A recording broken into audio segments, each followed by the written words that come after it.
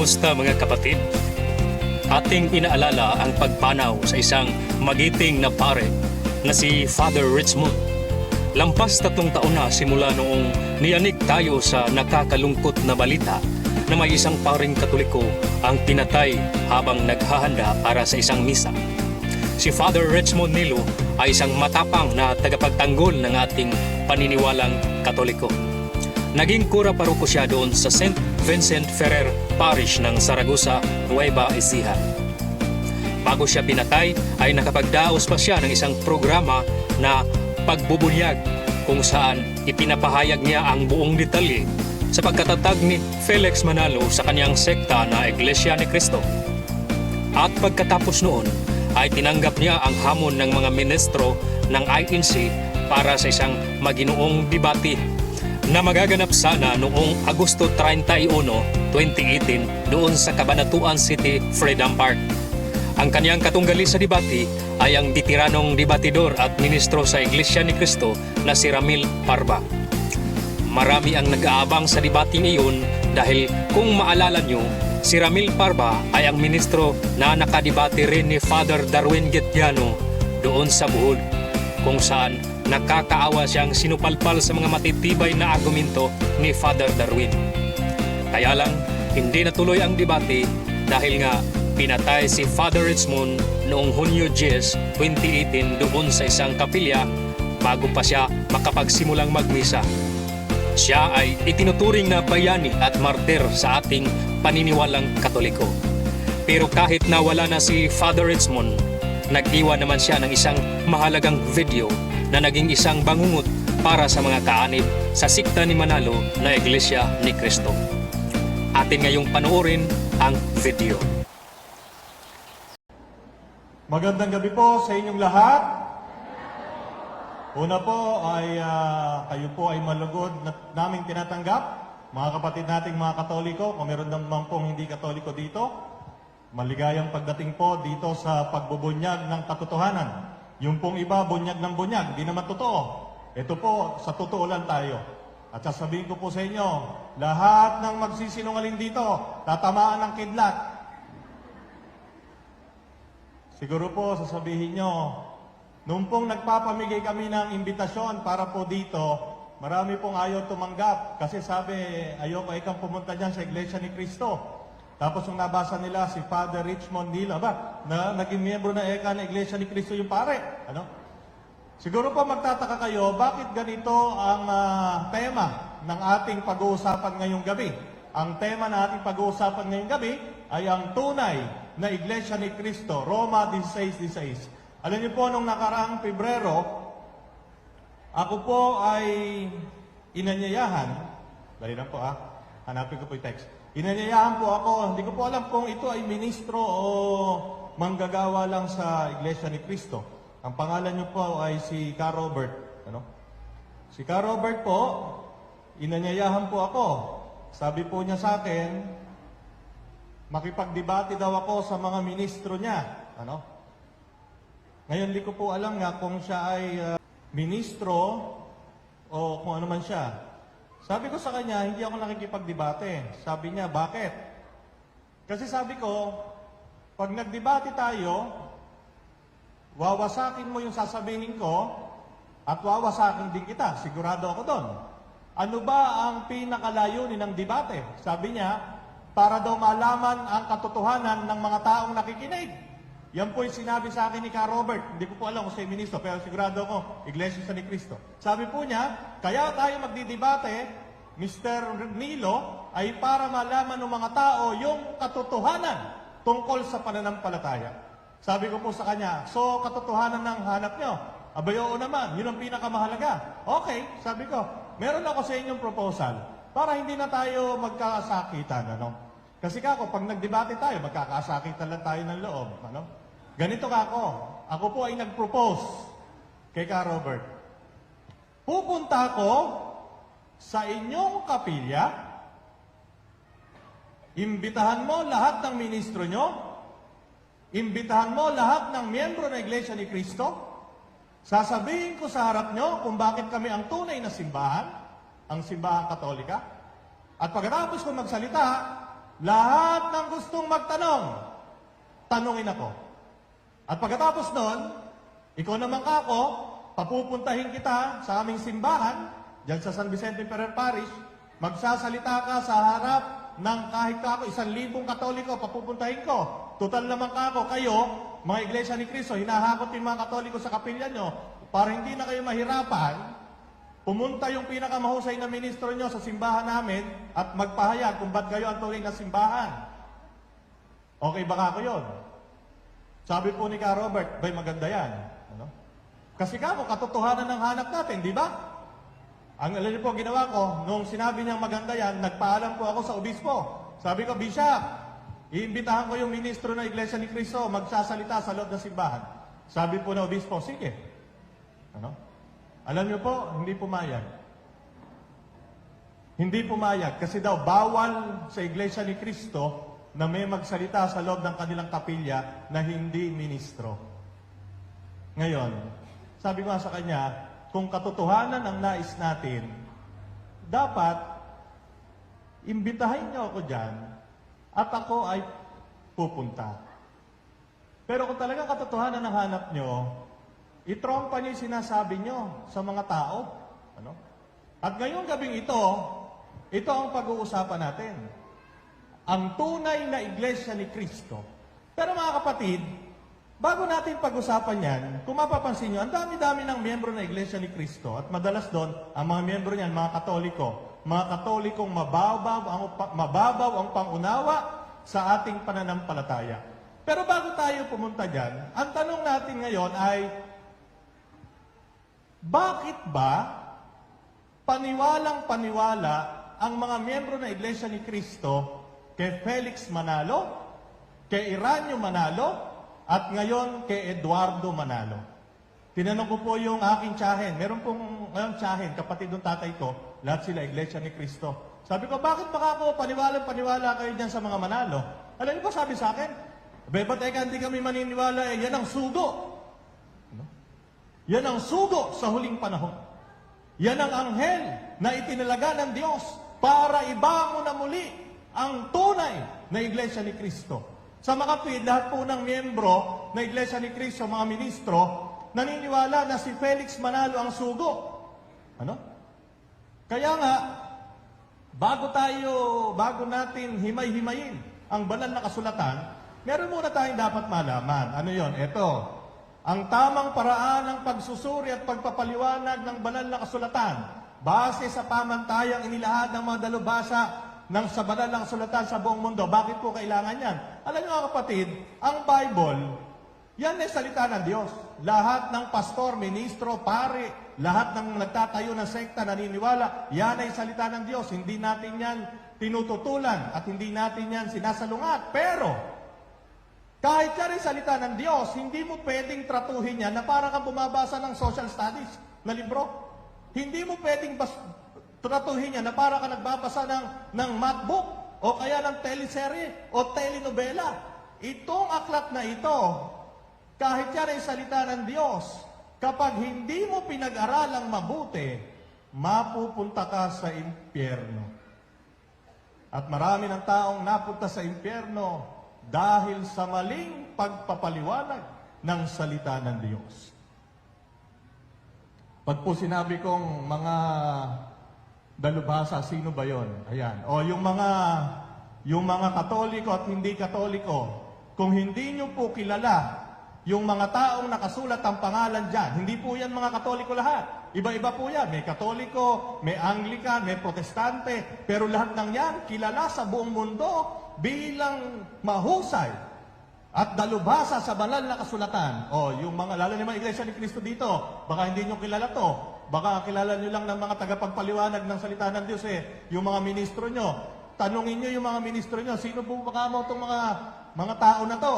Picturean nyo kung gusto nyo pa. Itong mga tao na to, ang sinasabi kong mga dalubhasa, hindi ako, ito. Okay, next slide. Kapag binasa mo ang banal na kasulatan, 3 katanungan ang dapat mo munang sagutin. Dahil sa loob ng Biblia, marami aklat yan. Mula Genesis hanggang Apokalipsis o Pahayag, merong 73 aklat na pinagsama-sama para maging banal na kasulatan o tinatawag na Biblia. 3 katanungan muna bago ka magbasa. Ano yon? Una, sino ang nagsulat ng aklat? Halimbawa, ang sulat San Pablo Apostol sa mga taga-Roma, si San Pablo ang nagsulat niyan. Ano ang layunin ng nagsulat ng aklat? Pangatlo, ano ang sitwasyon ng lipunan nung panahon na yon na isinusulat yung aklat? Tanong, yung mga iglesia ni Cristo naririto, sinasabi ba sa inyo ng ministro niyan? Sasagutin ko na kayo, hindi. Bakit? Nag-uusap kami ng aking mga kamag-anak eh. Ano gagawin? Lahat ng mga nagpapatawag ng pagpapamahayag, babanatan kagad ng talata. Babanatan ng talata, pero hindi ipapaliwanag kung bakit sinulat yung talata na yon. Hindi ipapaliwanag kung sino ang nagsulat ng talata na yon. Hindi ipapaliwanag kung ano ang layunin kung bakit sinulat yon. At kapag nasagot mo yung 3 na yan, tsaka ka palang maaaring magpaliwanag ng mga talata dito sa loob ng Biblia. Ngayon, bago po tayo dumako dito, kailangan muna nating maunawaan kung sino si Felix Manalo. Bakit? Kasi po, kaya naniniwala ang mga iglesia ni Cristo na sila ang tunay na simbahan ay hindi dahil sa Roma 16:16. Kaya sila naniniwala na ang pangalan ng Iglesia ni Cristo, sila ang tunay na simbahan, hindi dahil sa sulat ni San Pablo Apostol sa mga taga-Roma. Sila ay naniniwala na sila ang tunay na simbahan dahil kay Felix Manalo na pinaniwalaan nila na huling nasugo sa huling panahon. Na si Felix Manalo daw ang anghel na isinugo ng Diyos para itayong muli ang Iglesia ni Cristo na tumalikod nung namatay ang huling apostol. Next slide.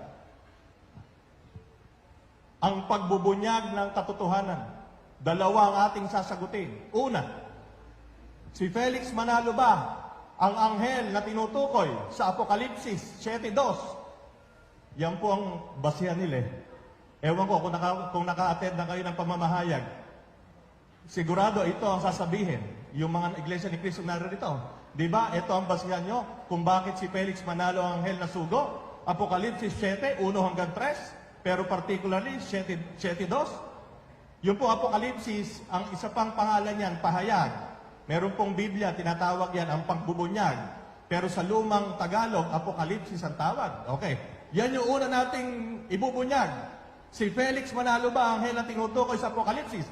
Napakalaga po niyan. Kasi pag nakita natin kung sino ang tinutukoy dyan, wala nang kwenta yung INC 1914. Dahil malalaman nyo na kung sino talaga ang tinutukoy sa Roma 16:16. At pangalawang ibubunyag natin, ang INC 1914 ba, Iglesia ni Cristo 1914, na itinatag ni Felix Manalo, sila ba ang tinutukoy ni San Pablo Apostol sa kanyang sulat sa mga taga-Roma? Roma 16:16. Yan pong 2 na yan ang ibubunyag ko sa inyo. Sabi ko nga po kanina, pag ako tinamaan ng kidlat dito, nagsisinungaling ako. Pero pag may nagtanong dito, tinamaan ng kidlat, yung pinanggalingan nyo, sinungaling. Okay, ang pagbubunyag ng katotohanan. Una, tanong, si Felix Manalo ba ang anghel na tinutukoy sa Apokalipsis? Sino ba si Felix Manalo? Baka hindi nyo pakilala. Papakilala ko muna sa inyo. Si Felix Manalo, taga-Taguig yan. Ipinanganak noong May 10, 1886. Tatay niyan, si Mariano Isagun. Nanay niyan, si Bonifacia Manalo. Ang tunay na pangalan ni Felix Manalo Isagun. Ang tunay na apelido niyan, kung kukunin yung apelido ng tatay, Isagun. Tapos, nagpalit ng pangalan. Tinanggal niya yung apelido ng tatay niya, ang ginawa niya apelido, yung apelido ng nanay niya. Ngayon, tanong, bakit? Hindi natin alam. Maaari tayong magkuro-kuro pero hindi ko sasabihin kung bakit kasi hindi ko alam. Kayo ba o kayo, pag tinanggal nyo yung apelido ng tatay nyo, papatayin kayo ng tatay nyo, sigurado. Baka gulpihin kayo ng gulpihin. Pero bakit na tinanggal? Hindi ko po alam. Pero sa pangalan mismo, maganda ang naging kahulugan. Nung tinanggal niya Isagon, naging maganda yung kahulugan ng pangalan. Felix, masaya. Manalo, matagumpay. Masayang tagumpay. Masayang tagumpay ang kakamtin natin tuwing Huwebes at Linggo. Ha? Okay. Sino ba si Felix Manalo? Nung panahon siya pinanganak, noong 1886, 100% ang mga Pilipino Katoliko, kaya wala siyang choice. Katoliko siya. Kaya lang yung tsuhin niya, masungit na pare. Hanggang ngayon naman, may masungit pa rin pare. Buti na lang, mabait ako. Ayun. Ako pinakamabait. Okay. Dahil nakita niya na yung mga pari nung araw, at inabutan siguro yun ni Kuya Lito, na kung yung pari nung araw, pag sinabing luhod, luluhod. Pag sinabing magdasal, magdadasal. Pag sinabing kakikilos, diktador. Ayaw ni Felix Manalo yon. Dumating ang mga Amerikano nung natalo yung mga Espanyol. Dumating sila, mga protestante, naging metodista si Felix Manalo. Hindi siya nakontento, naging Presbyterian. Hindi pa rin siya nakontento, Christian Mission Evangelist. Naging Seventh-day Adventist minister. Kaya po yung mga kapitbahay natin dito, metodista, sabadista, galing si Felix Manalo dyan natin. At pagkatapos niyang maging Seventh-day Adventist, litong-lito siya, nawalan siya ng pananampalataya sa Diyos. Sino po nagsabi nun? Hindi po ako, siya mismo nagsabi. Ano? Saan matatagpuan yun? Baka nakapagtabi kayo ng Philippine Free Press. February 11, 1950. Sino ba nagbabasa ng Free Press dito noong 1950? Ayan, meron pang pahina, page 2. Baka naman sabihin niyo, iniimbento ko lang na nawalan siya ng pananampalataya. Okay. Ayan po, page 2. Next slide. Ngayon, nakita na natin kung sino si Felix Manalo sa maiksing pagpapahayag. Siya ba ang anghel na tinutukoy sa Apokalipsis o pahayag? 7:2. Okay. Basahin natin ang Apokalipsis. Apokalipsis 7:1. Pagkatapos nito, may nakita kong 4 na anghel na nakatayo sa 4 na sulok ng daigdig. Pinipigil nila ang 4 na hangin upang huwag umihit sa lupa, sa dagat o sa alinmang punong kahoy. At nakita kong umaakyat sa gawing silangan ang isa pang anghel. Taglay ang pangtatak ng Diyos na buhay. Sumigaw siya sa 4 na anghel na binigyan ng kapangyarihang maminsala sa lupa at sa dagat. Huwag muna niyong pinsalain ang lupa, ang dagat o mga punong kahoy, hanggat hindi pa namin nalalagyan ng tatak sa noo ang mga lingkod ng ating Diyos. Naunawaan niyo ba yung Apokalipsis? Hindi niyo maunawaan yan. Bakit? Sa lahat ng libro, sa bagong tipan, ang Apokalipsis ang mahirap unawain. At si Felix Manalo, tuso. Tuso si Felix Manalo. Bakit tuso? Ang kinuha niyang talata sa bagong tipan ay yung talata at kapitulo na galing sa isang aklat na mahirap ipaliwanag. Ang aklat ng Apokalipsis. At dyan sa aklat na yan, kinuha niya ang kanyang karapatan na magpaliwanag at magpahayag ng salita ng Diyos. Ngayon, yung mga susunod pong paliwanag, ito yung paliwanag ni Felix Manalo hanggang 1960. Ulitin ko po, yung mga susunod nating babasahin after nyan, yan yung paliwanag ni Felix Manalo hanggang 1960. Bakit ko po nilalagay sa konteksto? Kasi po, ngayon, iba na yung paliwanag. Iba na yung paliwanag ng mga ministro. Bakit ko alam?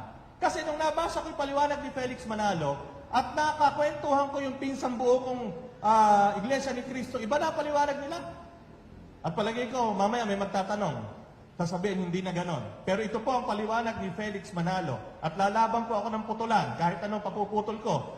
Pag napatunayan yung hindi ito, yung paliwanag niya, hanggang 1960. Simula 1914 hanggang 1960, ito ang paliwanag ni Felix Manalo sa Apokalipsis 7:1 hanggang 3. Next slide. Ay, lang ka. Pagkatapos ito, may nakita kong 4 na anghel na nakatayo sa 4 na sulok ng daigdig. Pinipigil nila ang 4 na hangin upang huwag umihip sa lupa, sa dagat o sa alinmang punong kahoy. 7:1. Unahin muna natin yung entrada. Sige, next slide. Pagkatapos nito, ano ibig sabihin? Sabi ni Felix Manalo, ang kaganapan ng propesiya ay mangyayari lamang kapag nangyari na ito. Ang mga ito ay mga kaganapan ng pang-anim na selyo, pang-anim sa 7 selyo sa mga panahon na nahahati mula sa pag-akyat ni Kristo sa langit hanggang sa muli niyang pagbabalik. Ang mga pangyayaring ito ay isinilarawan sa Apokalipsis 12 hanggang 3. Si Felix Manalo po nagsasalita, hindi po sa akin yan. So yun daw, entrada ng Apokalipsis 7.1, pagkatapos nito, ang kaganapan ng propesiya ay mangyayari lamang kapag nangyari na. Ano ba ibig sabihin nito? Sabi ni Felix Manalo, pagkatapos nito, idinugtong niya sa Apokalipsis 6, 12, 13. Basa, sabi doon. Ibig sabihin, babasahin ko. 6. Yun po ang cue. Pahingin nga flashlight. Padilim.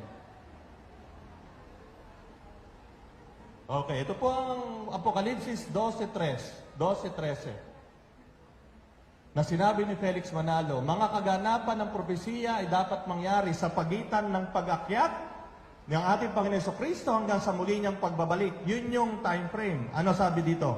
6.12 hanggang 13. Nang alisin ng kordero ang pang-anim na selyo, lumindol ng malakas. Ang araw ay nagdilim, na kasing itim ng damit panluksa, at ang buwan ay naging kasing pula ng dugo. Nalaglag mula sa langit ang mga bituin na parang mga bubot na bunga ng igos kapag hinahampas ng malakas na hangin. Ito pong pagsasalarawan na ito, may lindol, tapos nagdilim, yung buwan naging kasimpulan ng dugo, nalaglag ang mga bituin sa langit. Ito ang paliwanag ni Felix Manalo. Una niyang paliwanag. Ano ba yung lindol na sinasabi sa Apokalipsis 6, 12, 13? Yan. Yung lindol daw sa noong November 1, 1755, 40,000 namatay. Saan natatagpuan? Ayun.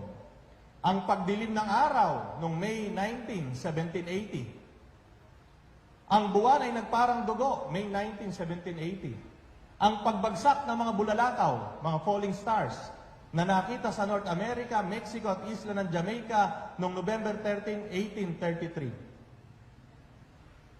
So, balik tayo. So, nakita nyo po, yan yung mga paliwanag ni Felix Manalo na magaganap para maisaktuparan yung Apokalipsis 7.1. Next. Sumunod doon, may nakita akong 4 na anghel na nakatayo sa 4 na sulok ng daigdig. Pinipigil nila ang 4 na hangin upang huwag umihip sa lupa o sa dagat o sa alinmang punong kahoy. Ano ang paliwanag ni Felix dyan? Okay. Yung hangin daw, yung digmaan. Si Felix ang nagpapaliwanag, hindi ako. Yung 4 na hangin, 4 na sulok ng daigdig kung saan nagsimula ang digmaan. At yung daw digmaan na yon ay yung World War I na nagsimula noong 1914 hanggang 1918. Okay.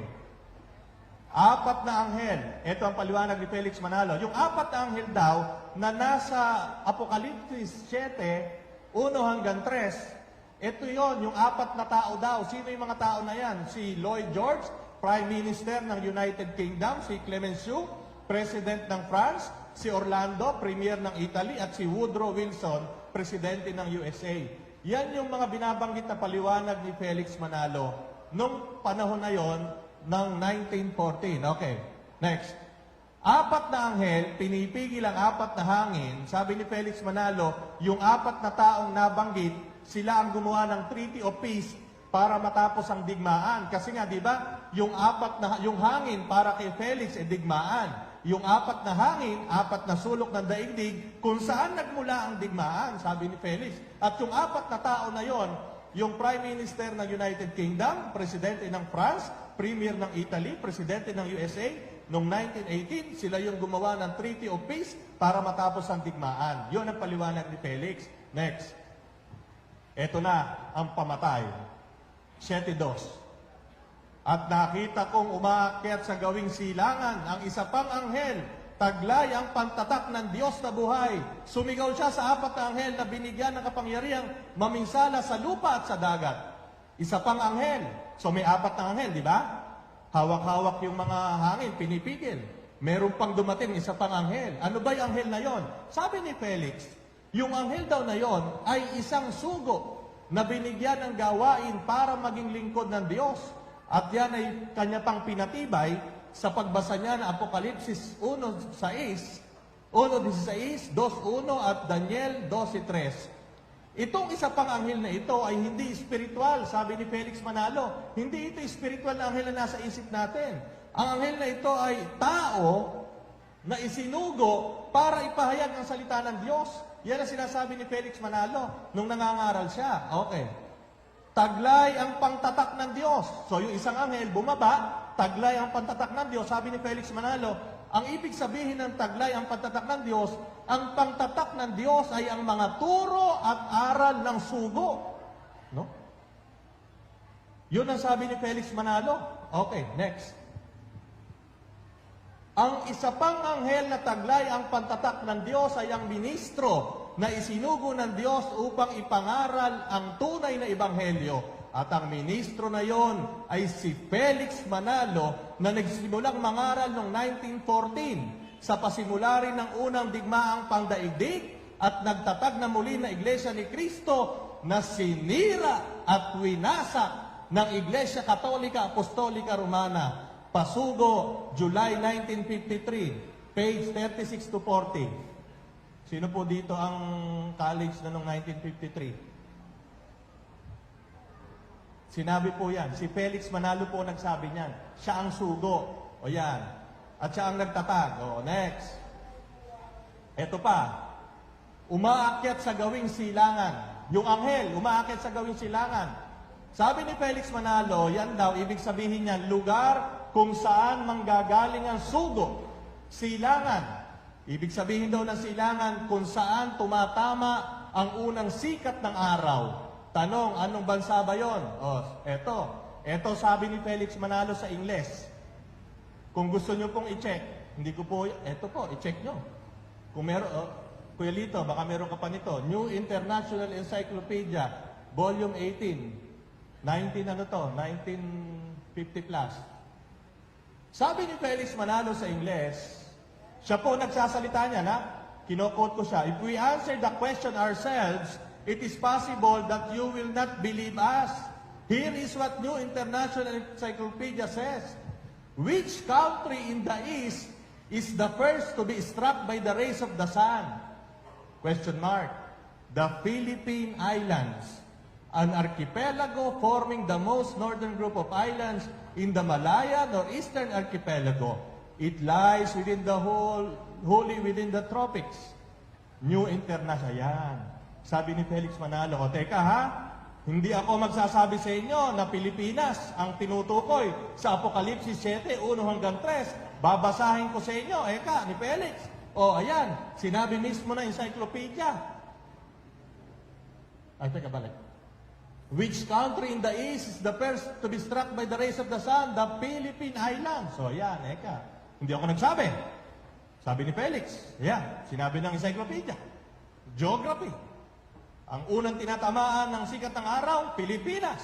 Sa makatwid, ang silangan sa propesiya ay ang Pilipinas. Sabi ni Felix Manalo. Okay. Next.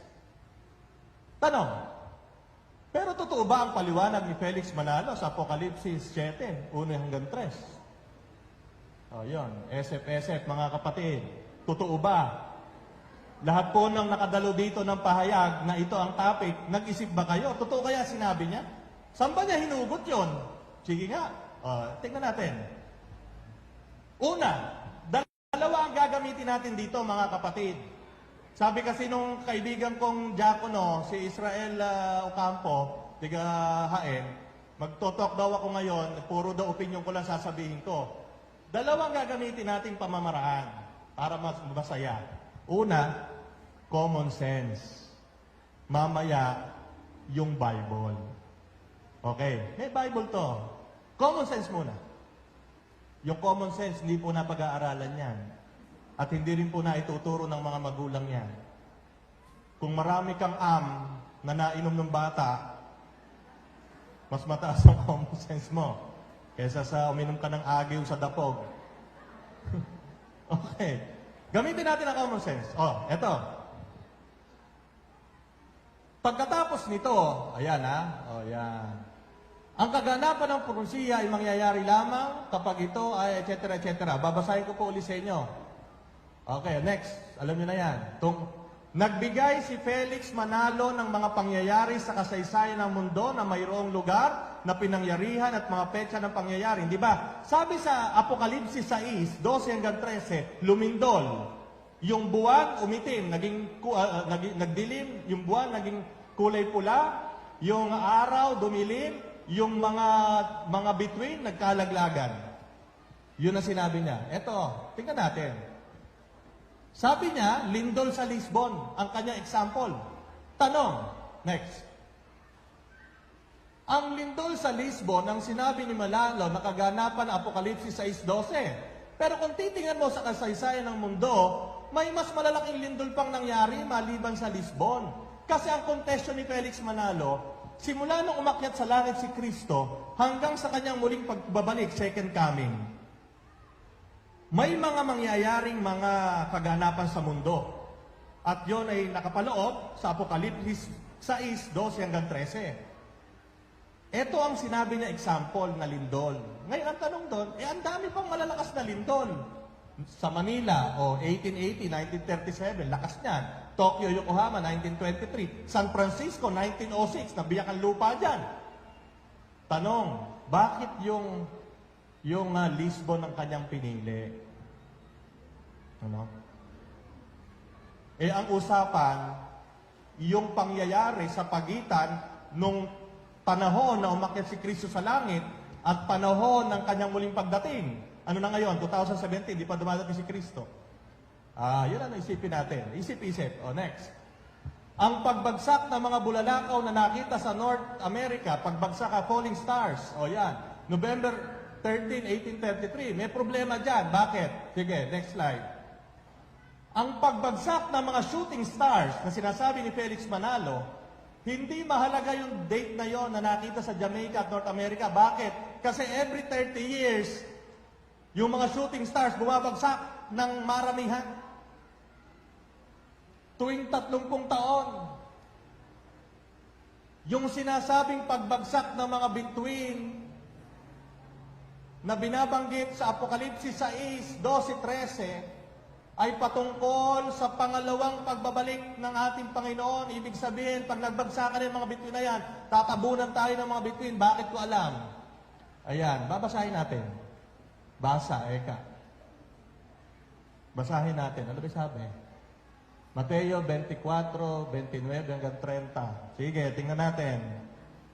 Ilaw. Magkaroon ng liwanag. At nagkaroon ng liwanag. Ano yan? Mateo, yung mga kapatid natin dito, ilista nyo na kung gusto nyo magtanong mamaya. 29 hanggang 30. Pagkatapos ng kapighatian sa mga araw na iyon, magdidilim ang araw, hindi magliliwanag ang buwan, malalaglag mula sa langit ang mga bituin, mayayanig ang mga pangyarihan sa kalangitan. Pagkatapos, lilitaw sa langit ang tanda ng anak ng tao at mananangis ang lahat ng mga bansa sa daigdig. Makikita nila anak ng tao na nasa alapap at dumarating ng may dakilang kapangyarihan at kadakilaan. Second coming, ang pagdating ng ating Panginoon. Basahin natin, Marcos 13, 24, 27.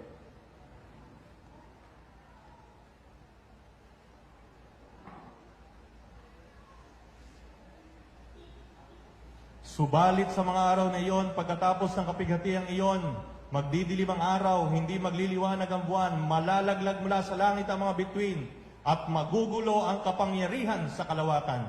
Pagkatapos, makikita nila anak ng tao na nasa ulap, may dakilang kapangyarihan at karangalan.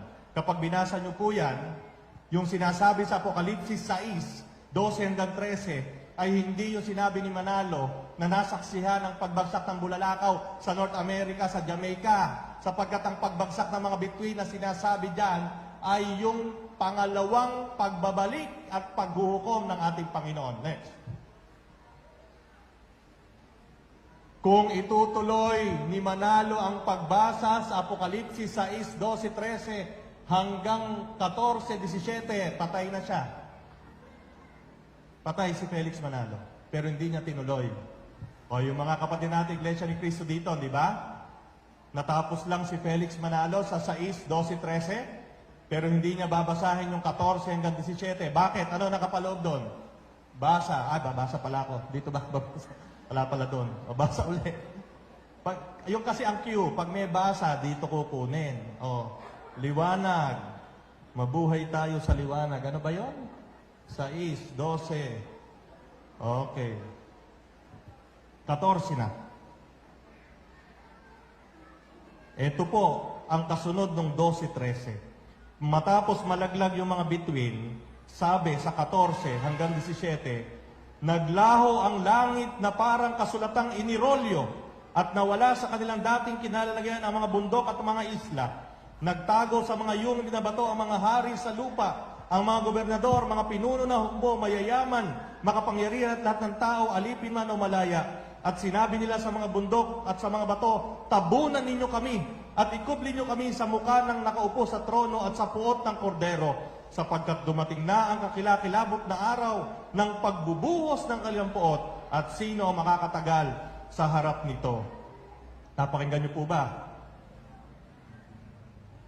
Kung idiniretso ni Manalo yung kanyang paliwanag, pagkatapos niyang basahin yung naganap na lindol, pagdidilim, pagbagsak ng mga bituin, kung diniretso na yon, lalo silang mapipiste.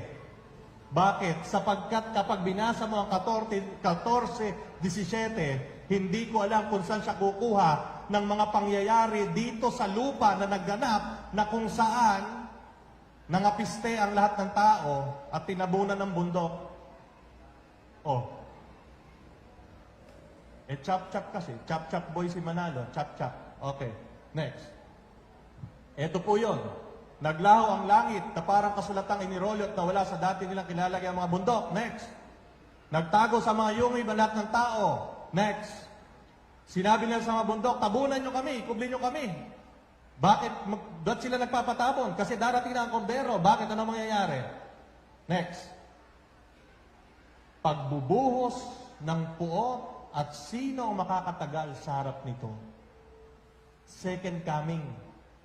Ano? Second coming yan. Okay, next.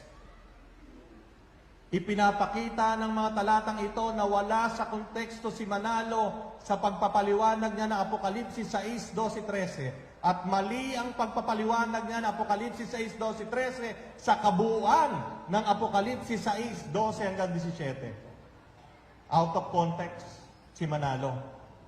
Ang ipinapaliwanag lang niya sa mga miyembro niya at sa mga naloloko niya yung gusto niyang paliwanag. Ano? Ngayon, alam niyo po yung mga kaibigan ng Iglesia ni Cristo, palagi sinasabi, maging mapanuri kayo, mga Katoliko. Sa totoo lang po, sila naman ang di nagiging mapanuri. Next. 4 na hangin. Sabi ni Manalo, ito raw ay sumisimbolo sa World War I, na dulot ng pagkawasak sa tao. Paano naman yung World War II, na mas matindi ang pagkawasak na nagawa nito sa mundo? Ano? Bakit? Ang hirap kasi, nung pinapaliwanag ito ni Manalo, wala pang World War II. Akala niya, yung World War I ang pinakamatinding gyera na mangyayari sa balat ng lupa. Abay, kung tutuusin mo, milyon-milyon ang namatay na mas marami kaysa World War I. Pero ito sabihin ko sa inyo, then nagkaroon na ng World War II. Patay ngayon si Manalo kasi sabi niya World War I May paliwanag na sila dyan. Nakakuha na sila ng talata sa Biblia para i-justify si Felix Manalo. Naisip na nung anak kung ano ang paliwanag dyan. At hindi ko sasabihin sa inyo, kasi kung may Iglesia ni Cristo dito, magtatanong sigurado yan. Dahil may paliwanag na sila dyan. Kaya sinasabi ko sa inyo, ang pinapaliwanag ko sa inyo, ipaliwanag ni Felix Manalo hanggang 1960. Panlilinlang na naman. Bakit? Wala naman talaga nakakaalam eh. Malay mo, magkaroon pang World War III. At yung World War III, tumapos sa lahat. O di yung World War III sinasabi, sa Apokalipsis, hindi yung World War I ni Felix Manalo. O next. 4 na anghel, sabi ni Felix Manalo. Si Lloyd George ng United Kingdom, si Clemenceau ng France, si Orlando ng Italy, at si Woodrow Wilson. 4 na anghel, anghel daw. Paano magiging anghel si Clemenceau? Wala namang relihiyon yan. Hindi nga binyagan yan eh. Kapag sinabi kong hindi binyagan, hindi katoliko, hindi protestante, hindi kahit ano, walang relihiyon. Si Clemenceau, presidente ng France. Si Orlando, premier ng Italy. Abay, lahat ng klase ng relihiyon, kinamumuhian yan. Unless na yung ibig sabihin ni Manalo na 4 na anghel 4 na anghel na demonyo. Ano? Paano sila naturingan ng anghel kung ganon? Common sense. Next. Silangan. Sabi ni Manalo, yung silangan ay Pilipinas. Pinatunayan ito dahil sa sinabi niya. Ulitin natin yung sinabi niya. Next. Ayan. Mga kapatid. Tingnan niyong mabuti ha. Tingnan niyo yung mabuti ng pagkakasabi ni Manalo. Ito, lumabas sa kanya ito sa bibig niya. Meron akong patotoo dyan. Andito. Pag tinanong ako, meron ako ditong reference. Tingnan niyong mabuti ha. Kung paano niya sinabi. Which country in the east is the first to be struck by the rays of the sun? The Philippine Island. Next. Pero ito ba talaga ang nakasulat sa New International Encyclopedia? Next. Ito po ang nakasulat. Nakasulat sa encyclopedia, Philippine Islands, an archipelago forming the most northern, etc., etc. Ano kulang dyan? Yung tanong, di ba? Balikan mo. Balik doon. Yung tanong, which country in the east is the first to be struck by the rays of the sun? Balik doon tayo sa ano. Pag binasa nyo sa encyclopedia na yan, walang tanong yon. Ano ginawa? May tanong, idinikit, ito. O kung meron kayong ganito, sige, buksan nyo, walang tanong. May tanong, idinikit ni Manalo to para magmukhang galing yung tanong sa encyclopedia. Ano ibig sabihin nun? Next. Intentional misquotation. Saan ba makikita yan? Eto. Sumulat si Manalo sa pasugo niya, buhay pa siya, 1947. Ang titulo ng article niya sa pasugo, yung pasugo po, dalawa lang ang pinaniniwalaan ng mga Iglesia ni Cristo, yung Biblia at yung pasugo. Ang title ng kanyang sinulat na artikulo, ang sulo na ikatitiyak na Iglesia Katolika. Ayan.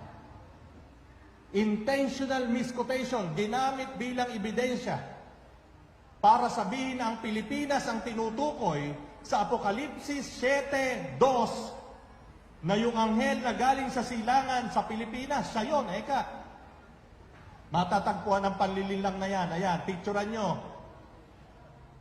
Next. Pilipinas bilang silangan. Taliwas po yan sa sinasabi ng Biblia eh. Bakit? Sa Mateo 2:1-2, ang mga haring mago, nakalagay dito, basahin nga natin, Mateo 2, parang, alam nyo, nakakatuwa itong si Felix Manalo eh. Ilaw nga, ilaw. Babasahin ko po sa inyo, si Mateo 2:1-2. Panahon ng paghahari ni Herodes sa Judea, nang ipinanak si Jesus sa Bethlehem, may mga pantas mula sa silangan na dumating sa Jerusalem. Nagtatanong-tanong sila, nasaan ang pinanganak na hari ng mga Hudyo? May mga pantas. Yung iba, pantas ang tawag. Yung iba, mago, haring mago. Galing sa silangan. Yan. Kung tama si Manalo sa kanyang interpretasyon sa Apokalipsis 7:2, ang mga haring mago taga Pilipinas, baka meron kamag-anak dito yung mga haring mago. Kung titingnan natin, Kung titingnan natin ang interpretasyon ni Manalo, bigyan nyo nga ako electric fan. Sa akin yung isa dyan,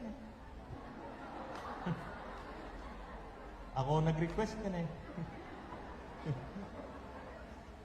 Okay, so nakikita niyo po ba? Nakikita niyo yung mga panlilin lang? Okay. Ang ginagamit pa lang po natin ano pa lang, common sense, wala pa tayo sa Bible. Next. Ang pagiging anghel ni Felix Manalo, Apokalipsis 7:2, si Felix Manalo daw ito. Ang pagiging anghel ni Manalo ay pagiging sugo. Tingnan nga natin sa Biblia kung sino-sino ang mga tinawag na sugo. Si San Juan Bautista sa Mateo 11:10, tinawag na sugo. Malakias 2:7-3:1. Basahin natin yan. Sasabihin ko sa inyo kung ano ibig sabihin ng sugo. Dali lang po Ilaw.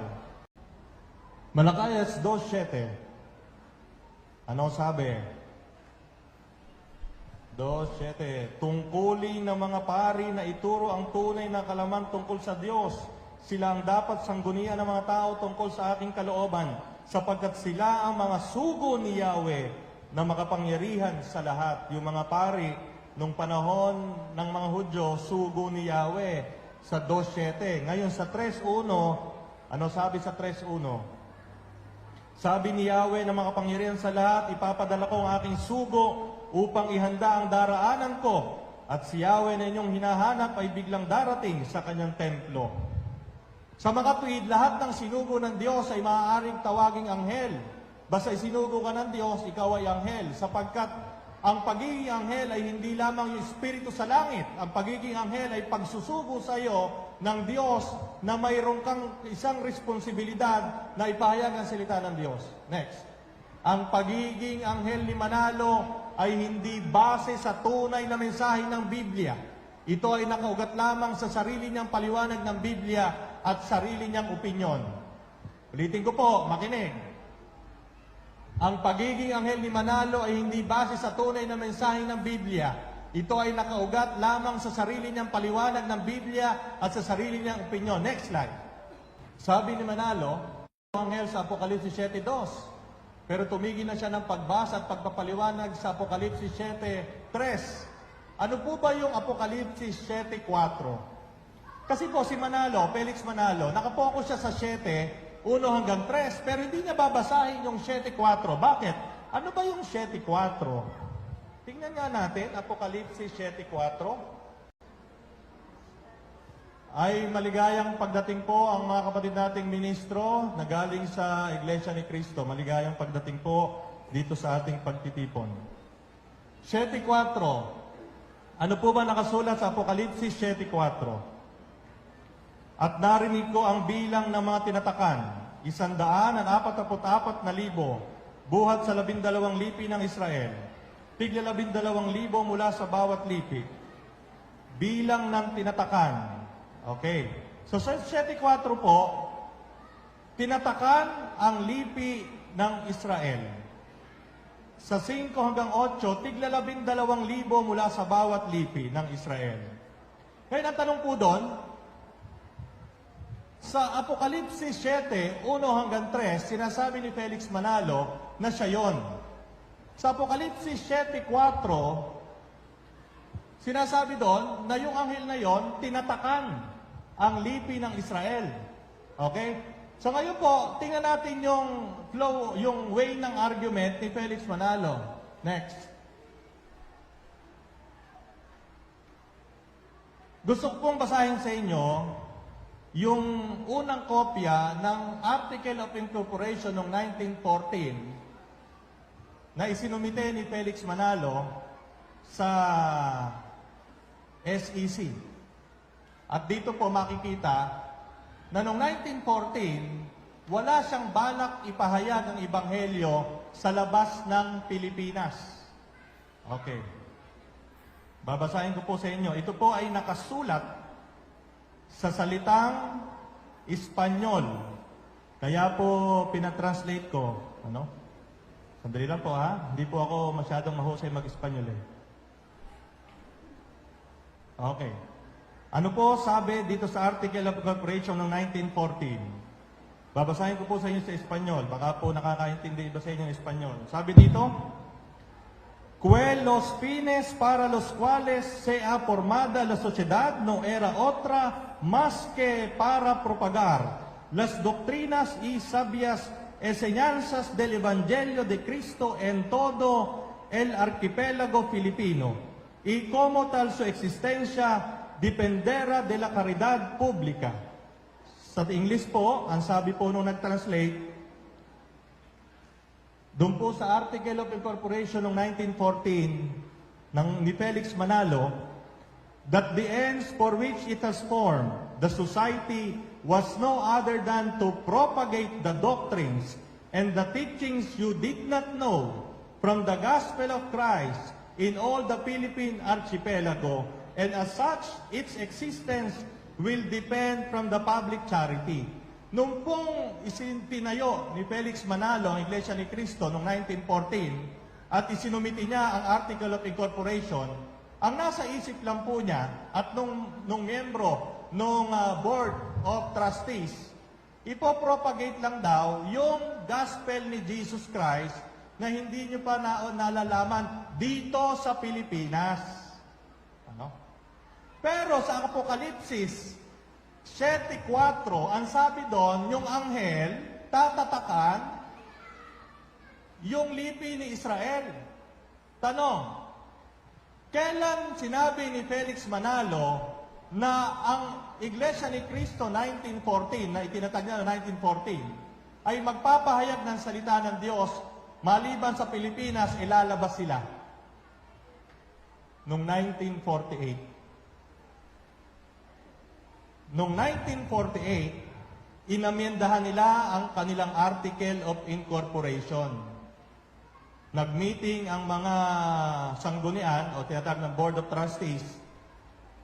Inamyendahan noong 1948. Ano sabi?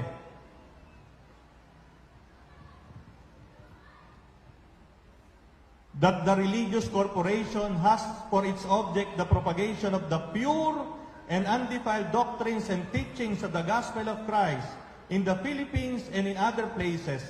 Ayon, nalagyan na. Undefiled doctrines and teachings of the gospel of Christ in the Philippines and in other places, which may be reached by her ministers and members to bring man to the service of God. Sinabi sa Apokalipsis 7:4, yung anghel tatatakan yung lipi ni Israel. Pero nung ni-register ni Felix Manalo yung kanyang sekta na itinatag noong 1914, wala silang balak lumabas dito sa Pilipinas. Okay? Noong 1948 lang nila na-realize na kailangan silang lumabas sa Pilipinas. Kaya nila inamyendahan yung Article of Incorporation. Next. Na itayo ang INC, Iglesia ni Cristo 1914 sa bansang Israel noon lamang March 31, 1996. Samantalang ang sabi sa Apokalipsis 7:4, yung anghel tatatakan. Ibig sabihin, pag lumabas yung anghel na yon, dapat tatakan mo na. Unahin mo ilipin na Israel. Ano? Hindi ko na po babasahin. Binasa ko na kanina 7:4, narinig nyo naman. Next. Sa Apokalipsis 7:1-3, ang apat na anghel ay mas naunang lumitaw kaysa sa isa pang anghel. Pero sa kasaysayan ng mundo, si Manalo ay nangangaral na noong 1914. Sinabi niya na siya yung anghel, di ba? Yung huling anghel na lumabas sa Apokalipsis 1:3. Pero sina George, Orlando at Clemenceau, ito si George, ang Prime Minister ng United Kingdom, si Orlando ang Premier ng Italy, at si Clemenceau ang Presidente ng France. Naging pinuno lang yan ng bansa nila noong 1916. Sino ba naunang anghel na lumabas? Sabi ni Felix Manalo, yung apat na anghel, di ba? Sino ba siya doon? Yung huling anghel. Di ba? Next. Dispalingado ang paliwanag ni Felix Manalo pagdating sa Biblia. Kung ang kanyang karapatang mangaral ay dahil siya ang anghel na sugo ng Diyos, dapat 1914 pa lamang, sinabi na niya na siya ang sugo. No? kung talagang kumbinsido siya na siya ang tinutukoy sa Apokalipsis 7:1 hanggang 3, dapat 1914 pa lamang, nung nagsimula na siyang mangaral, dapat sinabi na niya, ako ang sugo. Kailan ba niya sinabing siya ang sugo? Next. Ang pagiging anghel ni Manalo at sugo ay inimbento niya para lukuhin at linlangin ang mga Katoliko na mababaw ang pagkakaunawa sa pananampalatayang Katoliko. Next. Itanong niyo sa akin, bakit, Father? Lakasan niyo, bakit, Father? Next. Sabihin ko sa inyo kung bakit. Sapagkat nung nag-umpisang mangaral si Manalo noong 1914, wala siyang binabanggit na siya ang anghel o sugo. Ano? Sa Apokalipsis 7 hanggang 3. O yung mga kapatid nating ministro na nandito, mamaya po sabihin niyo sa akin kung mali yung sinasabi ko, ha? Balik. Noong 1914, nung nag-umpisang mangaral si Manalo, wala siyang sinasabi na siya ang anghel at sugo sa Apokalipsis 7 hanggang 3. Next. Subalit, pagkatapos ng kumuha ng refresher course sa Sacred Scripture sa Amerika noong 1922, 8 taon na siyang nangangaral po niya, na? Doon niya naisip na siya yung anghel sa Apokalipsis 7 hanggang 3.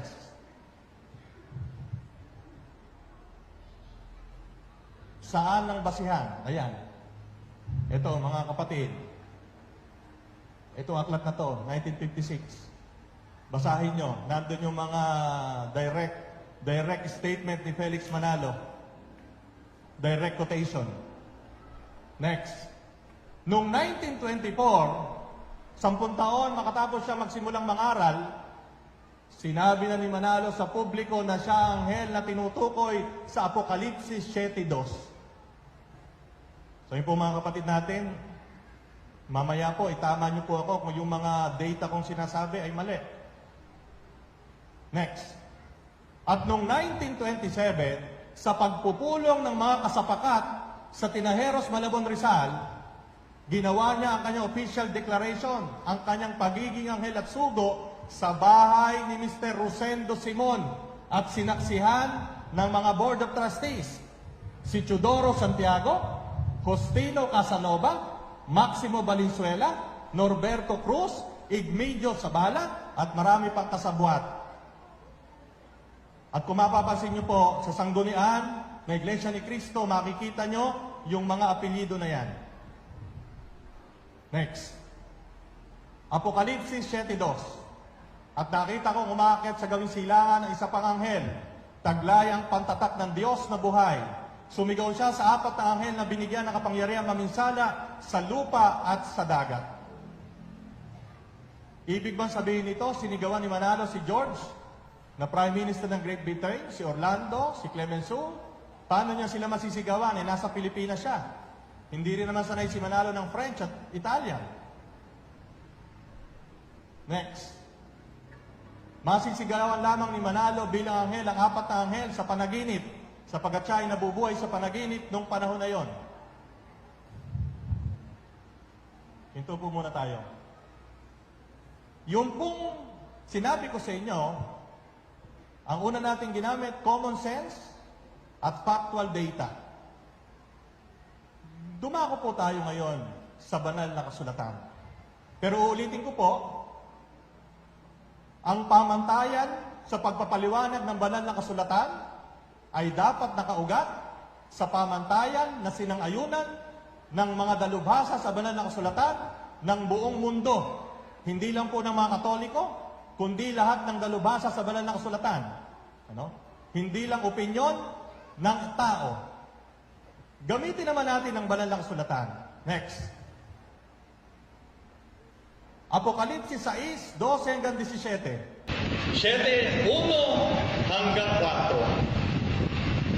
Dalawang pamamaraan ng pagpapaliwanag na tanggap ng lahat ng dalubhasa sa banal na kasulatan, maliban kay Felix Manalo at lahat ng kanyang mga kasapakat, noon magpahanggang ngayon. Bakit po sinasabing itong dalawang pamamaraan ng pagpapaliwanag tanggap ng lahat ng dalubhasa sa banal na kasulatan sa buong mundo?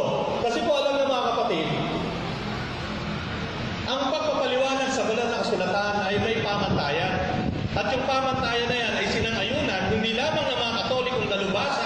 banal na kasulatan, kundi pagkasama na rin ang mga protestante, mga Anglikano, at lahat ng may karapatan sa banal na kasulatan. Maliban kay Felix Manalo at sa kanyang mga ministro. Bakit? Sapagkat sila Felix Manalo at ang mga ministro ng Iglesia ni Cristo may sariling pamamaraan ng paliwanag sa banal na kasulatan. Hindi ko po alam kung saan nila hinuhugot yung pamamaraan na yon ng kanilang pagpapaliwanag. Next. Balik. Okay. Ito po yung dalawang pamamaraan ng pagpapaliwanag ng Apokalipsis. Una, tinatawag na remote context. Sa Tagalog, sa panghinaharap na konteksto.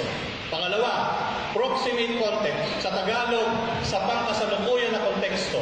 Kapag sinabi ko pong panghinaharap at pangkasalukuyan, hindi po ito nakatuon sa atin ngayon at sa hinaharap.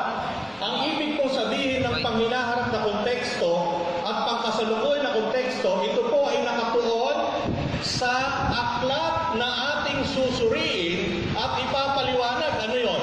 Apokalipsis 6, 12 hanggang 17, 7, 1 hanggang 4. Yan po nakabase. Next. Panghinaharap na konteksto.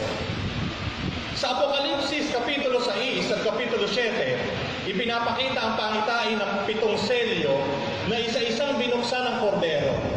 Ang 7 selyo ay naglalaman ng mga dekreto na tanging anak ng Diyos at yun lamang pinagpahayagan ang maaaring makaunawa. Ang pagpapatupad ng mga dekretong ito ay mababasa sa Apokalipsis 8:2 hanggang 9:18. So yung 6:7 ng Apokalipsis, diyan nakapaloob yung mga selyo, mga selyo, na 7 selyo na ang nakapagbubukas lamang ay yung anak ng Diyos at kung sino man yung pinagpahayagan na maaaring makaunawa. Next. Kung titingnan nyo po, eto po. Kung babasahin nyo yan, ni Francis Gigon, General Principles of Biblical Interpretation. Hindi po sumusunod yung mga Iglesia ni Cristo dyan. Ang sinusunod ng mga Iglesia ni Cristo, yung mga ministro nila, ay kung ano lang yung ituturo sa taas. Kung ano lang yung pahayag ng sugo, yun lang ang kanila susundin. Bakit nga? Kasi nga, kumbinsido sila na si Felix Manalo at yung anak at yung apo, sugo yun. Sila yung nasa Apokalipsis 7:1-3. Sa mga kung sugo yun, hindi maaaring magkamali sa pagpapaliwanag ng banal na kasulatan. Tingnan natin kung talaga siya ay sugo. Next. Pangkasalukuyang konteksto. Ang sumulat po ng Apokalipsis ay ang apostol na si San Juan Evangelista. Di po ba tatlo yung tanong eh? Para maging maayos ang pagpapaliwanag mo ng banal na kasulatan, 3 tanong ang dapat mong sagutin. Una, sino ang sumulat? Pangalawa, ano ang layunin? Bakit na sinulat yun? Pangatlo, ano ang sitwasyon nung panahon ay sinusulat niya ang aklat na yun? At kapag yun ang 3 tanong mo, hindi ka maliligaw. Pero kapag ang pamantayan mo lang ay yung personal na opinion ng pinuno mo, patay tayo dyan. Ngayon, ano ang pangkasalukuyang konteksto nung Apokalipsis? Ito ang pangkasalukuyang konteksto. Para aliwin ng inuusig na iglesia, sumulat si San Juan Evangelista ng kanyang pangitain patungkol sa pag-uusig na ginagawa sa iglesia nung panahon na yon at pinapayagan naman ng Diyos. Tanong, kailan ba sinulat ni San Juan Evangelista itong Apokalipsis? Bibigyan ko po kayo ng exact data.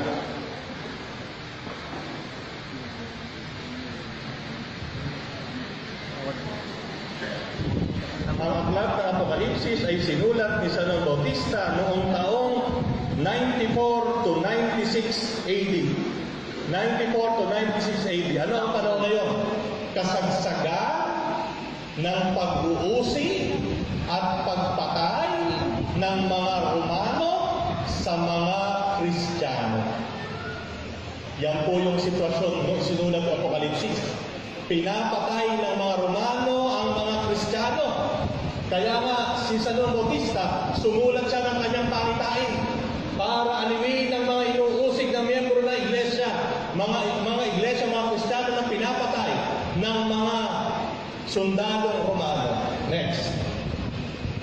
Ang pag-uusig sa iglesia ay magpapatuloy hanggat hindi pa nakukumpleto ang mga napili. Yan po ay makikita sa Apokalipsis 6, 10 hanggang 11. Next. Dalawang grupo ng napili. Una, napili galing sa Israel, Apokalipsis 7, 4 hanggang 8. Yan po yung sinasabi ko kanina, na kung talagang si Felix Manalo ang sugo, abay dapat nung ipinail niya yung kanyang Article of Incorporation, nakalagay na doon, na hindi lang sa Pilipinas sila magpapahayag, kundi sa ibang bansa. Pero 1948 pa po niya binago yun. Ikalawa, napili galing sa mga hindi. Apokalipsis 7, 9 hanggang 10. Apokalipsis 7:2. Ang anghel ay isinugo para tatakan ang mga napili sa Israel. Ito po yung entrada na Apokalipsis 7:1. Pagkatapos nito, may nakita ako. Alam niyo po, itong sinabi ni San Juan Evangelista na ito, hindi ito pagpapahayag ng bagong pangitain. Subalit ito ay pagpapatuloy ng pangitain sa Apokalipsis 6. Si San Juan Evangelista, meron siyang vision, pangitain. Nakakita siya ng pangitain. Apokalipsis 6, meron ng pangitain. Lumilintol, umitim ang araw, bumagsak ang mga bituin. Nakakita ulit siya ng pangitain. Yung pangitain, balik. Sa 7:2, hindi ito pagpapahayag ng bagong pangitain, bagkus ito ay pagpapatuloy ng pangitain sa Apokalipsis 6. Next. 4 na hangin, 4 na anghel. Okay. Ang 4 na hangin na sinasabi sa Apokalipsis 7:1 hanggang 3, kaparehas siya ng digmaan. Sa 6:1-2, pagkawatak-watak. Sa 6:3-4, pagkagutom. Sa 6:5-6, pagkamataya. Sa 6:7-8, ginamit ni San Juan ang Espiritu para sa mga Hudyo ay mga anghel.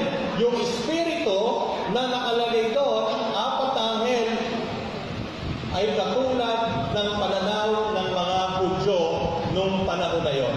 Next. At nakita ko umaakyat sa gawing silangan ng isa pang anghel. Sa pananaw ni Felix Manalo, siya yung anghel. Sa kanyang pananaw, ang silangan ay Pilipinas. Pero, dito sa pangitain ni San Juan Evangelista, ipinapakita ni San Juan kung saan niya nakita ang anghel na umaakyat. Pinapakita lang na sa pangitain niya, sinusulat niya, kinukwento niya kung paano niya nakita yung anghel na umaakyat sa gawing silangan. Bakit? Dahil siya ay nasa Patmos. Ano po ba yung Patmos? Ito ay isla sa bansa ng Greece. Ang lugar kung saan ang araw ay sumisikat sa silangan, coastal region ng Asia Minor. Next.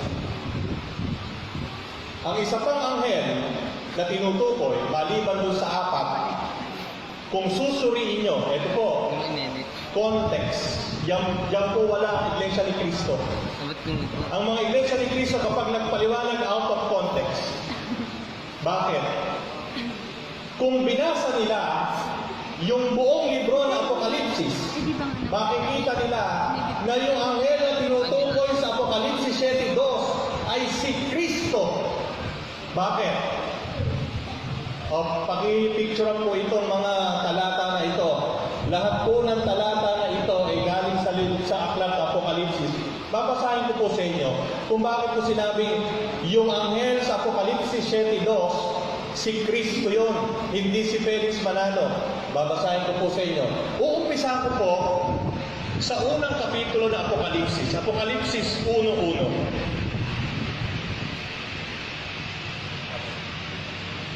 Pagkatapos po nitong part 1, magpapamerienda na po. Sandali lang po, matatapos na po ito.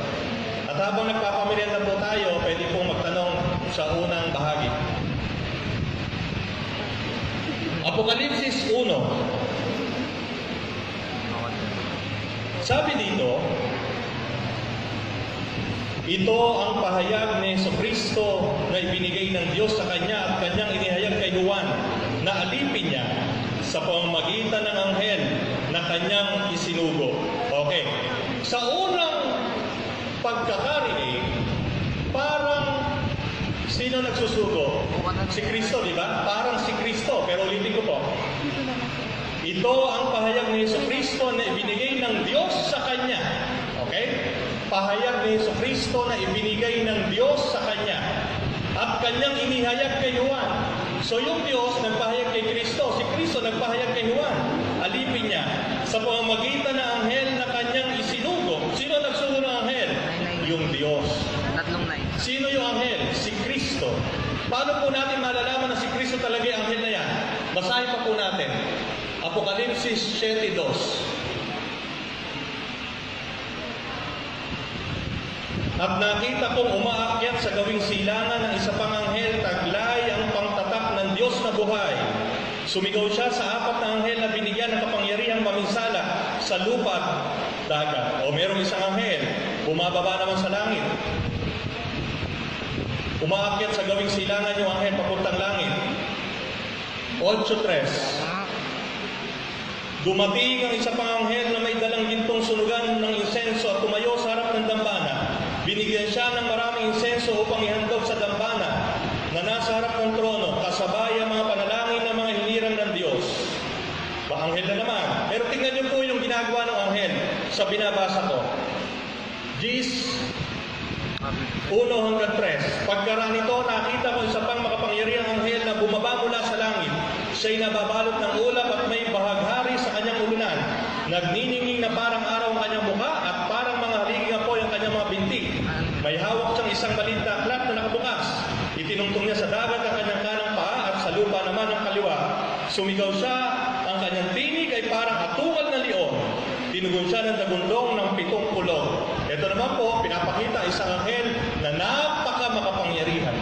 At sa bandang huli, 22-28, ang sabi po dito,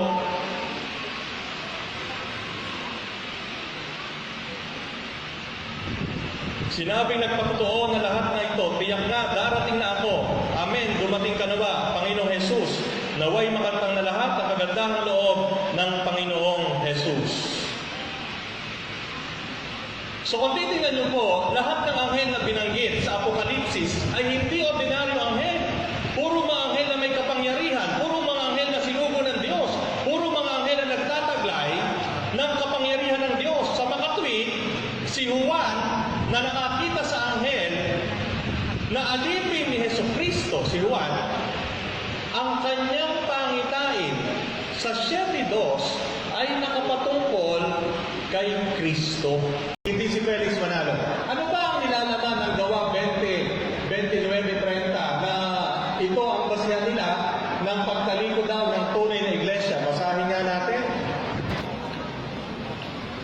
29:30.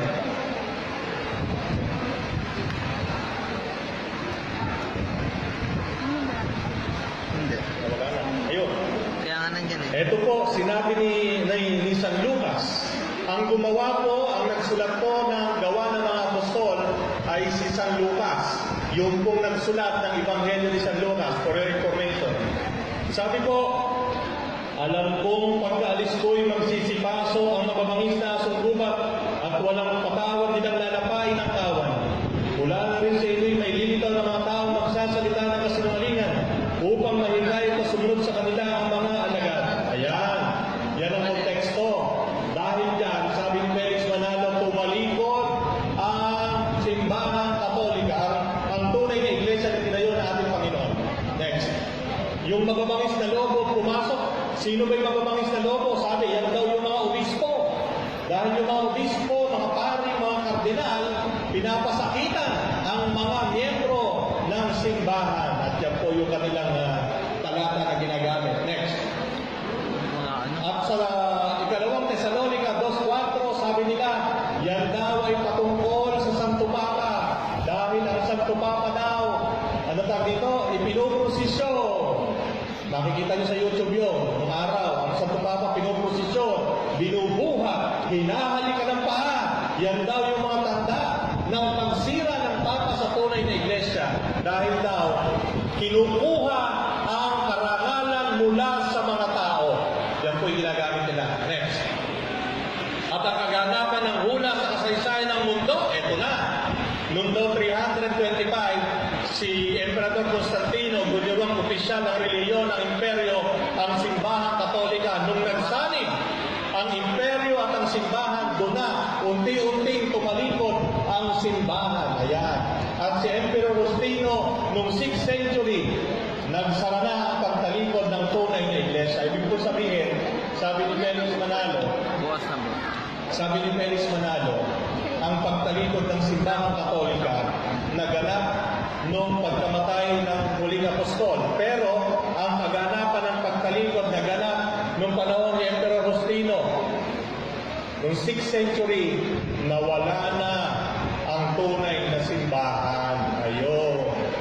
Kaya po simula noong 6th century hanggang 1940, lahat ng mananampalatayang Katoliko, milyon-milyon, nasa impyerno ngayon. Ulitin ko, noong 6th century, tumalikod na ang kaganapan ng pagtalikod ng tunay na iglesia at ang pagtusbong ng Iglesia Katolika Apostolika Romana. Yan ang umpisa ng pagkabulid ng tao sa impyerno. Kaya po noong taong 600 hanggang 1914, lahat ng tao doon, pati mga protestante, nasa impyerno. Nung pong pinagdinilayan ko yun, sabi ko, ayoko nang mapunta sa impyerno. Bakit? Siksika. May siksika na. Sabi, diba? 1,300 years, lahat ng Katoliko nasa impyerno.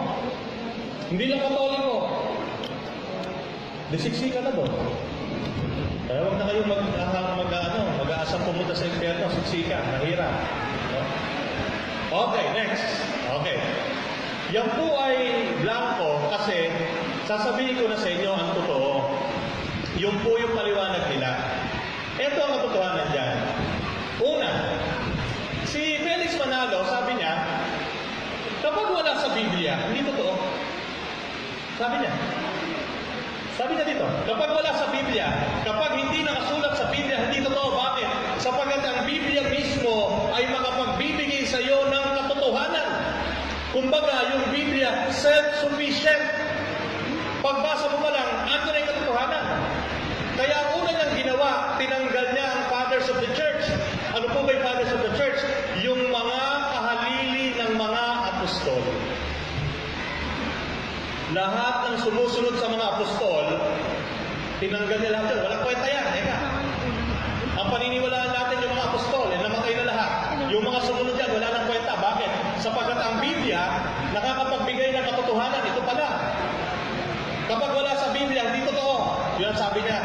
Kaya ngayong mga Katoliko, ipakita nyo sa amin, sabi ng mga ministro, o yung mga ministro na niyan, di ba sinasabi nyo sa mga Katoliko, ipakita nyo sa amin, nasaan ang salitang Iglesia Katolika Apostolika Romana sa Biblia. Ipakita nyo eka sa akin. Kapag naipakita nyo, magiging Katoliko ako. Di ba? Yun sabi nila eh.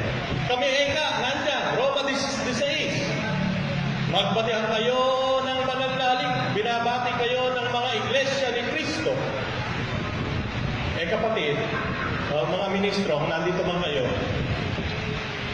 kapag ganyan ang inyong argumento, tatanungin ko kayo, saan nakikita ang pangalan ni Felix Manalo bilang sugo at anghel dito sa Biblia? Kapag naipakita niyo din sa akin na si Felix Manalo, yung pangalan ng Felix Manalo dito sa Biblia, na siya ay sugo at anghel na nakapangalan doon, magiging iglesia ni Kristo ko. No, ako po sinusunod ko lang yung kanilang argumento.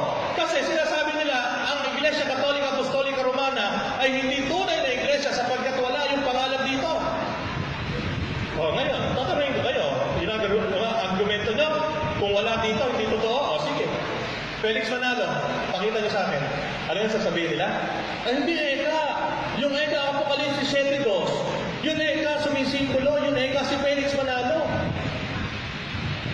Ang hirap sa kanila, Pag hindi naaayon yung talata sa kanila, hindi pwede. Pero pag naaayon sa kanila, pwede. Ganon ang pamamaraan ng panlilinlang ng mga ministro ng Iglesia ni Cristo. Walang consistency. Kapag sinabi ni Felix Manalo, una, sinabi niya, ang Biblia self-sufficient. Pagbasa mo pa lang, nandiyan yung katotohanan. Bakit ini-interpret mo? Di ba? Kung self-sufficient ang Biblia, bakit kailangan mo interpret sa amin? Ngayong Angeles, ikaw yan. The mere fact na ini-interpret mo, ibig sabihin, hindi self-sufficient ka. Ang hirap, pag si Felix Manalo, si Eduardo Manalo, si Ranyo Manalo at mga ministro ng Iglesia ni Cristo, ang nag-i-interpret ng Biblia, sinasabi nila sila ang tama. Pero pag iba na nag-interpret, mali lahat. Yun tinatawag na kasagsagan ng kayabangan. Paano hindi magiging mayabang yon? Sino ba nagsabing anghel si Manalo? Si Manalo. Sino nagsabing siya ang sugo? Sino nagsabing sugo si Manalo? Si Manalo din. O ngayon, punta na tayo dito. Kapag ba hindi nakasulat ang Iglesia Katolika Apostolika Romana dito sa Biblia, hindi sila yung tinutukoy sa Roma 16:16, ano sabi ko? Mga kapatid sa Iglesia ni Cristo, bigyan nyo ng konteksto at bigyan nyo ng hustisya si San Pablo. Alam nyo kung si San Pablo ay mabubuhay? Nako, sisigawan kayo niyan eh. Bakit? Kasi siya, alam niya kung bakit niya sinulat yan. At sa pag-aaral ng mga dalubhasa, sa entrada pa lang, sa Roma, sa unang sulat sa Pablo Apostol, Roma, Kapitulo 1:8, doon pa lang makikita mo na kung ano ibig sabihin yan eh. Ewan ko nga pa kung bakit ayaw tingnan ng mga ministro eh. Babasahin ko sa inyo. Roma 1:8, umpisa pa lang. Babasahin ko sa inyo, ibig sabihin niyan. Roma, Kapitulo 1, versikulo 8. Sabi ni Pablo, si San Pablo po ang sumulat dito. Ngayon, ano ang layunin ni San Pablo sa mga taga-Roma? Para parangalan sila. Bakit sila pararangalan ni San Pablo? Sapagkat ang mga Romano, nung mga panahon na yon, sikat na sikat. Saan? Sa kanilang matibay at marugdog na pananampalataya sa ating Panginoon. Kaya ipinagmamalaki siya nila ni San Pablo. Ito, Roma 1:8, ano sabi niya? Sabi ni San Pablo, una sa lahat, nagpapasalamat ako sa aking Diyos sa pamamagitan ng Jesucristo dahil sa inyong lahat. Mga taga-Roma yon, mga Romano. Nagpapasalamat siya sa Diyos sa pamamagitan ng Jesucristo dahil sa inyong lahat sapagkat ang inyong pananampalataya ay balitang-balita sa buong daigdig. Pinasasalamatan niyo yung mga Romano. Bakit? Sapagkat ang inyong pananampalataya ay kabalitaan. Matindi daw kayo, brother. Sabi ni San Pablo sa mga taga-Roma, matindi pala kayong mananampalataya. Ano? Yan ang konteksto. Papuri, parangal sa mga Romano dahil sa kanilang marugdog, matibay at malalim na pananampalataya sa ating Panginoon. Kaya kung babasahin nyo, alam nyo, ito pa isang hirap. O yung mga ministro nandito, sabihin nyo kung mali ako. Ito, sinabi sa amin ng tiyahing ko na Iglesia ni Cristo at yung mga pinsang buo na Iglesia ni Cristo, bawal silang magbasa ng Biblia. Kung ano lang ang itinuturo, pag nagpupunta sila doon sa kapilya, yun lang ang dapat nilang paniniwalaan. Tapos sasabihin sa akin ng kaibigan ko, si Israel, maging mapanuri. Tama ka magiging mapanuri. Kung ano lang ibigay sa'yo, ilulunukin mo. Katulad nito, kapag binasa mo ang sulat sa Pablo Apostol sa mga taga-Roma, magmula umpisa hanggang huli, makikita mo na itong Roma 16:16, hindi pinatutungkulan sa Iglesia ni Cristo na tinatawag noong 1940 ni Manalo. Dahil ang konteksto ni San Pablo Apostol sa Roma 16:16, basahin natin. Ilaw. Nasaan ba yung taral ko? Roma 16:16. Sabi ni San Pablo, bago ito bago yung Roma 16:16, sa umpisa pa lang, binati na ni San Pablo yung mga tagapaglingkod, manggagawa sa pagpapalaganap ng salita ng Diyos. At sa bandang huli, sabi niya, magbatian kayo bilang magkakapatid na nagmamahalan. Binabati kayo ng lahat ng mga iglesia ni Kristo. Ng lahat ng mga iglesia ni Kristo. Tanong, Father, kung hindi po yan yung iglesia ni Kristo 1914 na tinatag ni Manalo, sino po yung iglesia ni Kristo na yan? Balikan po natin yung tatlong pamantayan. Sino nagsulat? Ano ang layunin ng sulat?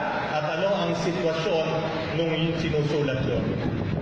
Alam niyo po, yung unang mga tagasunod ni Kristo, mga Hudyo, kaya nga kung babasahin niyo yung gawa ng mga apostol, makikita niyo, wala na si Kristo, pumupunta pa rin sila sa sinagoga.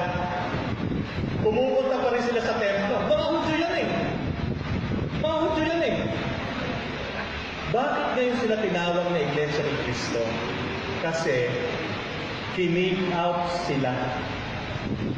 Kinig out ng mga Pariseo.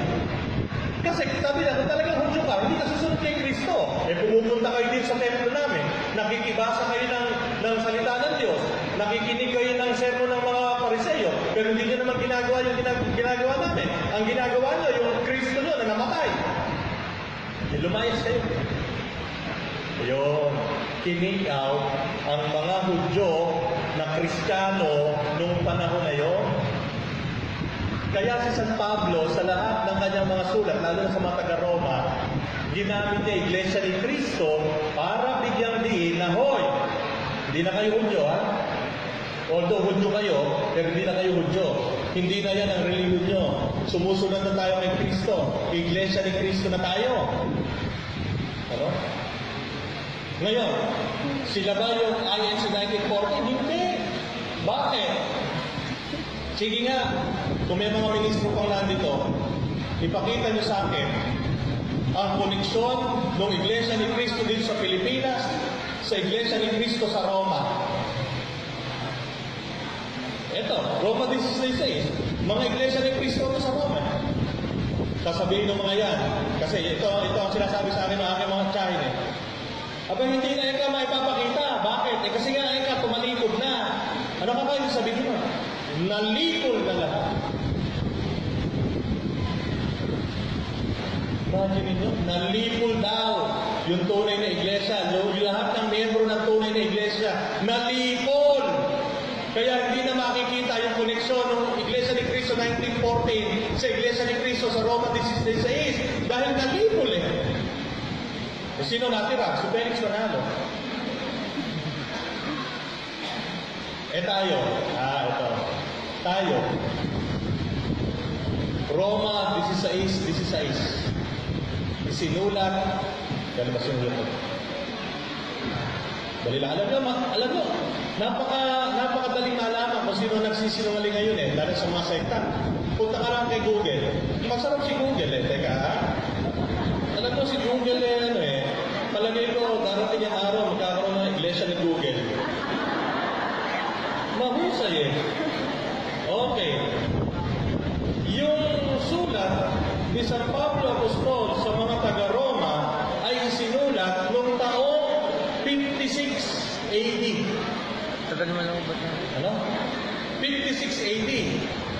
Ang nakakatawa niya, itong mga iglesia ni Cristo na ito sa Roma, noong 56 AD, matutuntun mo hanggang ngayon. Walang pati, hindi nalipon, nagpapatuloy. At tandaan nyo, punta rin kayo sa iglesia ni Google. Tingnan nyo yung mga apostol, isa-isahin nyo kung nasan sila ngayon. Lahat ng simbahan, lahat ng iglesia, lahat ng komunidad na itinayo ng mga apostol nung sila'y nabubuhay pa hanggang ngayon, nakatayo pa rin. Sulat ni Apostol San Pablo sa mga taga-Epeso, pumunta kayo sa Turkey. Ang Ephesus po nasa Turkey. Ha? Naandun pa rin. Nakatayo. Hindi na. Sulat ni San Pablo Apostol sa mga taga-Thessalonica. Thessalonica nasa Greece. Pumunta kayo sa Greece. Naandun pa rin, nakatayo. Ano yun? Simbahang Katoliko. Tanong, kung ba nakapangalan sa Iglesia ni Cristo 1914, Roman 16, sila na original? Hindi. Sabi nga ni Brother Paras ng Catholic Faith Defenders, Levi's, ewan ka naman na dyan, ha? Yung Levi's na nasa Robinson at Levi's na nasa Bangketa, parehas na Levi's ang pangalan, pero original ba yung nasa Bangketa? Yung ticket 350? Sino original? Nasa Robinson. So, ibig sabihin mga kapatid, hindi ko ang pangalan ng INC 1914, Iglesia ni Cristo, sila na yan. Una-una, hindi nga nila masabi kung saan sila nagmula. Kumbisido sila na si Felix Manalo Angel. Ayan ang pinakita ko sa inyo. Ang Angel na tinutukoy sa Apokalipsis, sa pahayag, sa pagbubunyag, ay hindi si Felix Manalo, si Kristo. Sa nasusulat, basahin mo kasi yung buong Apokalipsis. Hindi ka chap-chap boy. At yan mga kapatid, ang ibig kong sabihin, ang tunay na Iglesia ni Cristo, ang tunay na Iglesia ni Cristo ay nakapaloob ngayon sa simbahang Katoliko. Bakit? Dahil sa banal na kasulatan at dahil sa kasaysayan. Amen. Bukas na po ang tanungan base sa pangalawang topic. Teka wala pala, meron pa to. Sige, meron pa to. Nakalimutan ko. Yan. Panghuli. Dahil ang mga Iglesia ni Cristo, ang kanilang pamantayan ng pagpapaliwanag ng Biblia ay chap-chap, kumukuha kung saan-saan, pagduduklay-duklayin para makabuo ng isang turo. Ito isasuggest ko sa kanila. So, chap-chap. Alin yung verb? Mateo 27:5. Inihagis ni Judas sa loob ng templo ang 30 pirasong pilang at pagkaalis doon, siya'y nagbigti. Isunod natin si Lucas 10:37. Kung gayon, humayo ka, ganun din ang gawin mo. Okay ba yan? Ano, nasa yan? Ayan na, nasa Biblia. Ano sabi sa Mateo 27:5? Pagkaalis doon, siya'y nagbigti. Ano naman sinabi sa Lucas 10:37? Pag pinagdugtong natin, kung gayon, humayo ka, ganun din ang gawin mo. Magbibigti kayo. Ganyan po ang pamamaraan ng mga Iglesia ni Cristo. Chap-chap. Hindi nila kinukuha yung context. Panghuli, nanonood ba kayo sa YouTube? Maganda rin si YouTube. Isa pang magiging iglesia yan. Baka 2050, may iglesia ni YouTube. Panoorin niyo yung ang pagbubunyag sa Iglesia ni Cristo. Isa pang hindi ko na nagustuhan doon, kung nandito pa yung mga ministro, sabihin niyo sa Net 25. Diniinan nila na mayroong pari na sumapi sa Iglesia ni Cristo. Si Father Christopher Yu. Tanda-tanda ko pa. Yu ba? Tama ba? Tama, no? Father Christopher Yu. 30 minutong national telecast. Paulit-ulit sinasabi ng mga ministro, paring Katoliko. Ako naman, alam niya, ako po mapanuri talaga ako. Medyo sinuri ko, Father Christopher Yu. Alam niyo po ba, hindi po siya paring Katoliko. Siya po ay miyembro ng Apostolic Catholic Church. Hindi po, wala po kaugnayan ng Apostolic Catholic Church sa Roman Catholic Church. Pero ang mahirap, yung kung nandito pa yung mga ministro, mahirap sa mga ministro nyo na nasa Net 25, diniinan ng 30 minuto paulit-ulit na paring Katoliko ito, lumipat sa Iglesia ni Cristo. Hindi ko po alam kung tinanggal na nila doon, pero kahit tanggalin nila, na-download ko na. Di ba, kapatid na rin? Na-download ko na. Pangalawa, isa pang hindi ko nagustuhan. Sabi nila, yung pa rin, Net 25, mga ministro na Iglesia ni Cristo. Tayo daw, ito lang ang basihan ng turo ng Iglesia Katolika Apostolika Romana. ang Catechism of the Catholic Church. O yung mga iglesia na dito, ito po ang itsura ng Catechism of the Catholic Church na palaging pinabanggit ng ministro nyo. Ito po itsura niyan. Sabi po ng mga ministro, Iglesia ni Cristo, ito lang daw ang basihan natin sa pagtuturo, hindi daw ang Biblia. Meron din tayo yan. Kung di ba naman kayo Tatikis lang. ayokong magkuha dahil mahirap. Yan yan. Baka malipat ako na assignment. Sabi po nila, ito lang daw ang ating basihan, Catechism of the Catholic Church. Hindi, wala daw tayong Biblia. Mga kapatid na Iglesia ni Cristo, kung talagang mapanuri kayo, bumili kayo nito, buklatin nyo at makikita nyo lahat ng turo ng simbahang Katolika. Nakapaloob din lahat ng talata sa Biblia na basihan at pundasyon na itinuturo ng simbahang Katolika. Huwag po kayong lulok lang ng lulok sa sinasabi ng mga ministro nyo. Hanapin nyo yung aklat. Bakit ko nasabi lulok lang kayo ng lulok? Kung isang araw, may nag-post si Israel Ocampo, taga Kalabasa yata, Kalabasa na, ipinos. Sinabi ba naman sa akin, kasi sinasabi ng mga amo mo. Sabi sa akin, mga amo ko. Sino ba yung amo ko? Then siyempre, mga obispo, yun ang aking boss. Then, tinignan ko yung pinos niya. May nakalagay doon, Bishop Stephen Neal. Sabi ko, then nag-post. Talaga yung kumakang dito, obispo Katoliko. Pero madiin na madiin si Israel. Sinasabi na, obispo Katoliko. Abay, pumunta na naman ako sa iglesia ni Google. Alam niyo kung bakit ko sinabi ang mga miyembro ng Iglesia ni Cristo, lulok na nandun? Bakit ka magpo-post sa Facebook nang hindi mo sinusuri yung pinopost mo?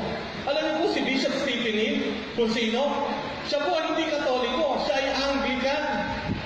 Ang mga Anglikano, walang koneksyon sa Katoliko, pero mali naman yan. Kaya mga kapatid, kung tayo mapanuri, makikita natin ang panlilinlang na ginagawa ng mga Iglesia ni Cristo. Sa pamamagitan ng paggamit ng Biblia at pagtsatsaktap.